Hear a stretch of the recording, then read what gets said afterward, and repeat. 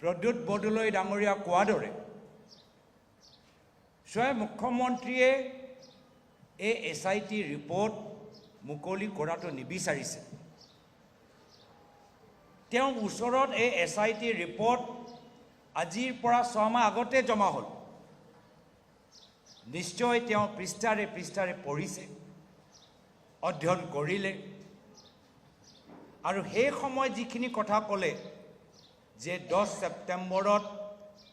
মই সকলোকে মাতি আনি গোটেইখিনি কথা ফাদিল কৰিম নিজৰ কথাৰ পৰা পিছুৱাই গ'ল কিয় কি তেওঁ নিজে অধ্যয়ন কৰিলে আৰু দেখিলে যে যি অভিযোগ ট্ৰেইনিং ISI পাকিস্তানী এজেণ্ট যিমানবোৰ যে অভিযোগ তেওঁ ইমান দিনৰ পৰা উত্থাপন কৰি আছে এটাও প্ৰমাণ তেওঁ SIT ৰিপৰ্টৰ ভিতৰত নিজে দেখা নাপালে যাৰ ফলত প্ৰায় 6 মাহ অসমৰ ৰাইজৰ পৰা এই SIT ৰিপৰ্ট তেওঁ লুকাই ৰাখিলে 6 মাহ যদি কথাটো ইমানেই গুৰুত্বপূৰ্ণ যদি কথাটো ৰাষ্ট্ৰীয় সুৰক্ষালৈ সম্পৰ্ক আছে তেতিয়াহ'লে 6 মাহ কিয় ৰখিব লাগে যদি ইমানেই ডাঙৰ কথা যদি কেন্দ্ৰৰ চৰকাৰ অন্তঃৰাষ্ট্ৰীয় সন্থাৰ সহায় সহযোগ লাগে তেতিয়া 6 মাহ এইখন ৰিপৰ্টৰ ওপৰত মুখ্যমন্ত্ৰীয়ে কিয় বহি আছে এই প্ৰশ্ন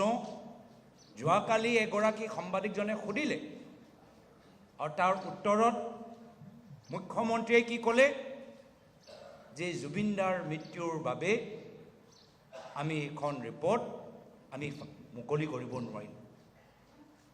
তাতে সন্মুখতে আপোনালোকক মিছা কথা ক'লে সন্মুখৰ পৰা তেওঁ গোটেই মিছলীয়া কথাবোৰ ধৰা পৰা আমি সকলোৱে দেখিম কিয় যেটো ৰিপৰ্ট মুকলি কৰা তিথি আছিল 10 ছেপ্টেম্বৰ